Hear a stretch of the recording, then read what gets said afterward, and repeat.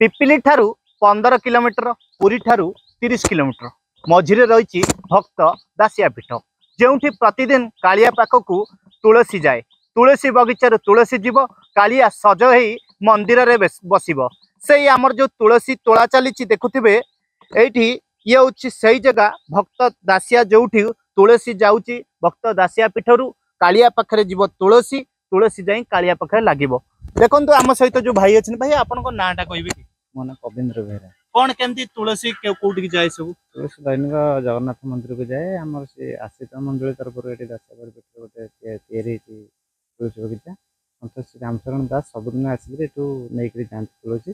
दैनिक तुलसी पुरी जाए पुरी जगन्नाथ सेवार लगे प्रतिदिन तुलसी जाए प्रतिदिन तुलसी नड़िया पद्मफूल तो नहीं ये जगह ना कौन दासियाबरी पीठ ये दासियाबरी पीठ सबुदिन तुलसी जाए आज्ञा दासियाबरी जो कथा रही कौन दासियाबरी जो नड़िया नहीं दासियाबरी नड़िया देता जगन्नाथ को दबा जन ब्राह्मण हाथ में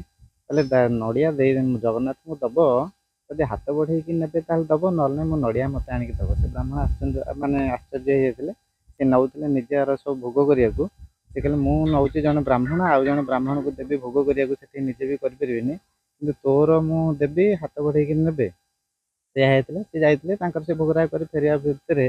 मन पड़ जाता दासिया नड़ियाटी से बड़दान ठिया प्रभु को जाची दासिया ए जगन्नाथ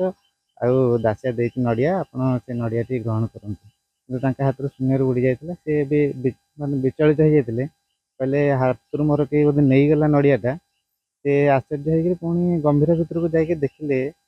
जगन्नाथ भितर जाए देखला से चढ़ई पड़ी चिंता कले कहले ना दासिया देता नड़िया प्रकृत जगन्नाथ नहीं गले से आसिक दासिया से कथा कहले गोटे कहले कहले दासिया तू प्रकृत देवता ये अच्छु मुझे जा खोजुची आहा धन्य दासिया सब कथा दासिया पीठर रही किछि अलौकिक शक्ति जहाँ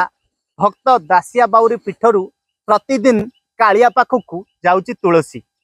ए तुलसी गोटे दिन नुहे सबुदिन जाई कालिया सज होची बड़ देउल रे सज ही बसुची पुरी जिला पिपिली राजप्रसाद दास का रिपोर्ट ओडिशा भास्कर।